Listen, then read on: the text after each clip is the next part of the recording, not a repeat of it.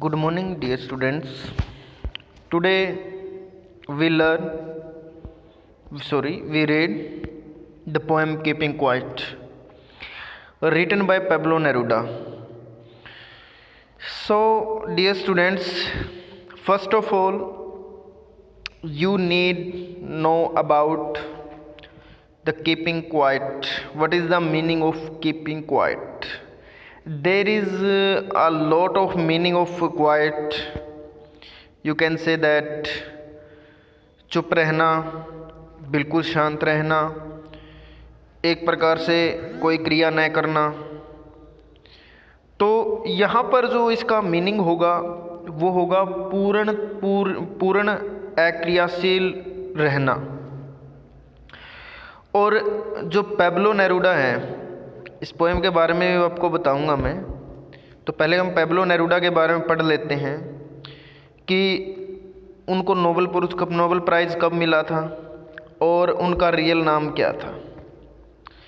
तो पैब्लो नेरूडा, इनका जो बर्थ है 1904 में हुआ था और 1973 में इनकी डेथ हो गई थी। तो जो पैब्लो नेरूडा है ये इनका रियल नेम नहीं है, ये इनका लीगल नेम है, इनका और ही नाम था पहले।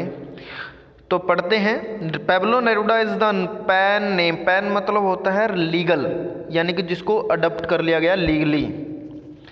Name of Neftali Ricardo Reyes Basoalto who was born in the town of Parral in Chile. ये एक चिले जो शहर है उसका एक पैरेल नगर है, एक टाउन है, एक शहर है, वहाँ पर इसका जन्म हुआ था। नेरूडाज की जो पोएम है, यानी कि पैब्लो नेरूडा की जो poem are full of easily understood images which make them no less beautiful. कि उनकी जो पोएम है, उनकी जो तस्वीर है या उनके दिमाग में जो तस्वीर थी उनको आप आसानी से समझ पाओगे, जो आपको थोड़ी सी कम सुंदर लगेंगी।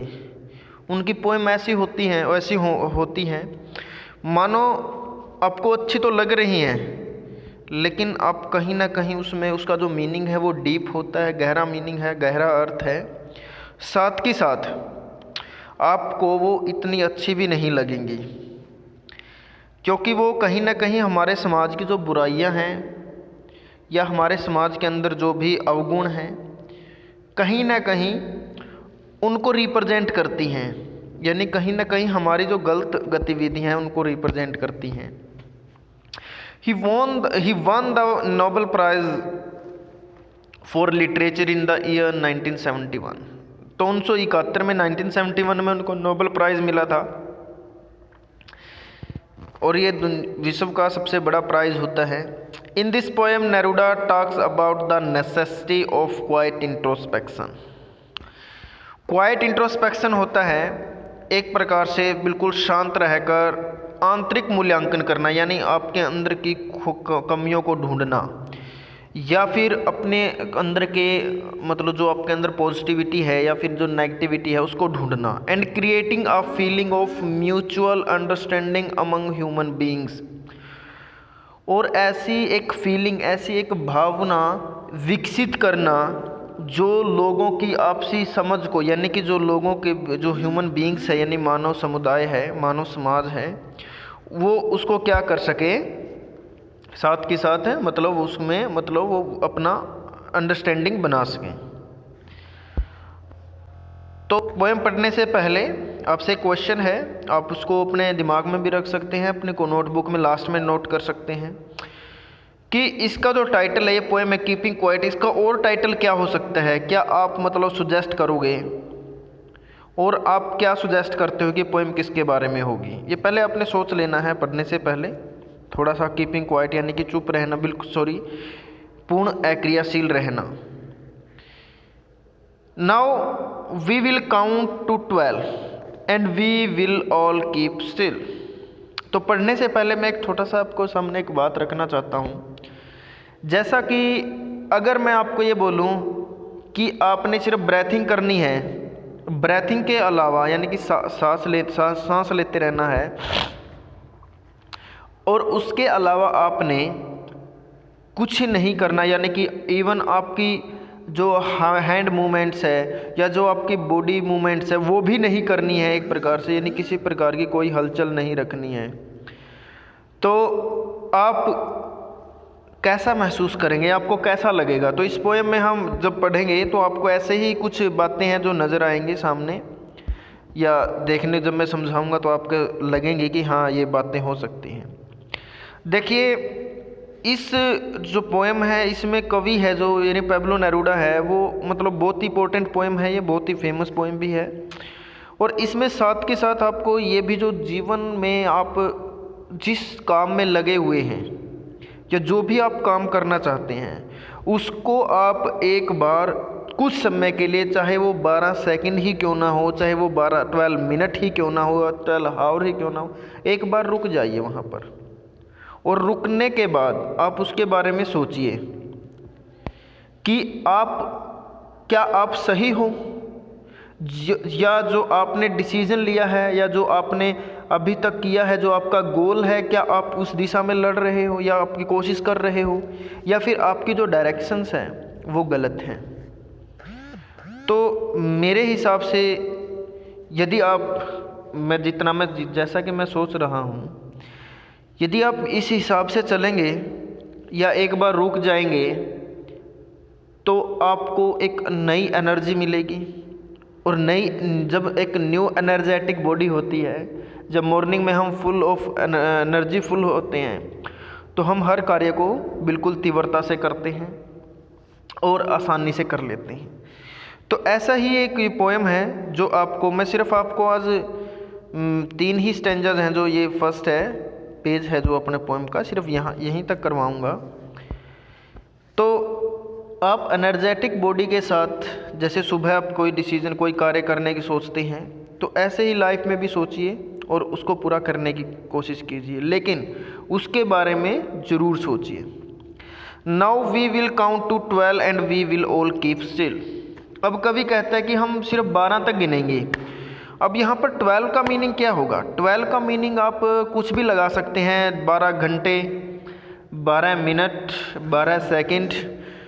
और we will all keep still, जब हम 12 तक गिनेंगे, यानी कि सभी, कवि कहता है कि जब हम सभी 12 तक काउंटिंग करेंगे या 12 काउंटिंग करेंगे तो हम सभी रुक जाएंगे, यानी कि पूरा विश्व एक जगह रुक जाएगा।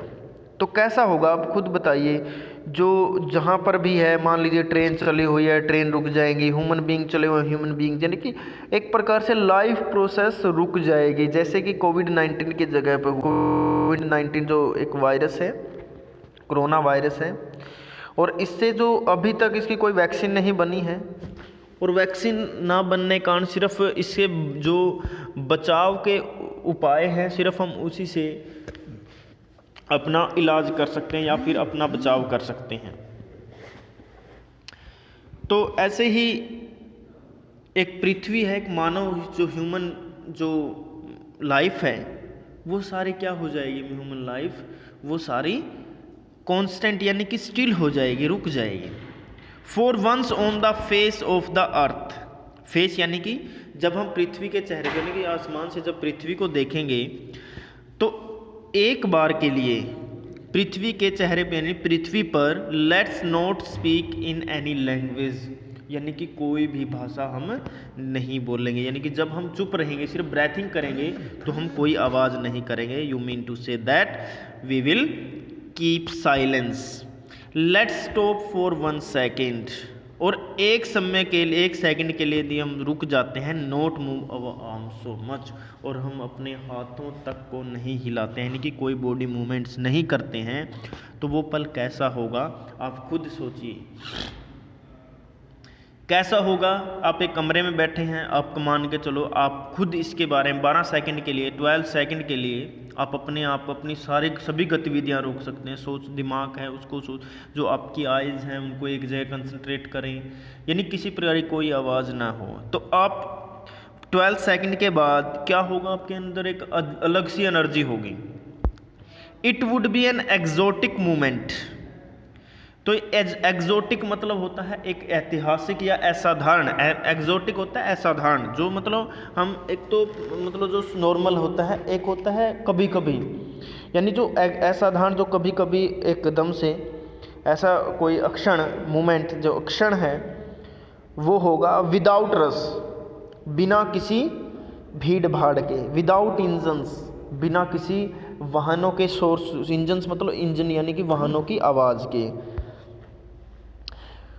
इन a we would all be together, हम सभी क्या रहेंगे, हम सभी इकट्ठे रहेंगे। And in a sudden strangeness, और हम क्या रहेंगे, सडन स्ट्रेंजनेस यानी हम एक अद्भुत जो सडन अचानक से जो स्ट्रेंजनेस है उसके अंदर ढल जाएंगे, यानी कि जो हमने सोचा ही नहीं उसके बारे में हम क्या हो जाएंगे, हम देखेंगे, या फिर आप कह सकते हो आप ऐसा मतलब कि आप मानोगे, मतलब कि आप एक अलग ही महसूस करोगे इस बात को। फिशरमैन यानी कि जो मछली पालन करने वाले हैं, जो मछुआरे हैं, इन द कोल्ड सी, ठंडे समुद्र में, वुड नॉट हार्म व्हेल्स, वो क्या करेंगे, जो मछलियां हैं व्हेल्स हैं, बड़ी मछलियां, उनको कोई हानि नहीं पहुंचा पाएंगे। And the man gathering salt, gathering होता है इकट्ठा, साल्ट होता है नमक, यानी जो लोग नमक इकट्ठा करते हैं, आपको पता है नमक है जब हमारी बॉडी के ऊपर रगड़ा जाता है तो उसमें घाव हो जाते हैं। Would look at his hurt hands, hurt होता है यानी कि जख्मी, यानी जो जख्मी जो हैंड्स हैं, यानी कि जो उनके क्या हैं, जो आप कह सकते हो जख्मी जो हाथ हैं, उनको वो देख पाएंगे जो समुद्र में नमक इकट्ठा करते हैं। उसके बाद जो रहता है, कल हम करेंगे जो आगे की पोएम है, और ये जो पोएम है ये आपकी लाइफ में बहुत ज़्यादा इंपॉर्टेंट रोल रखती हैं।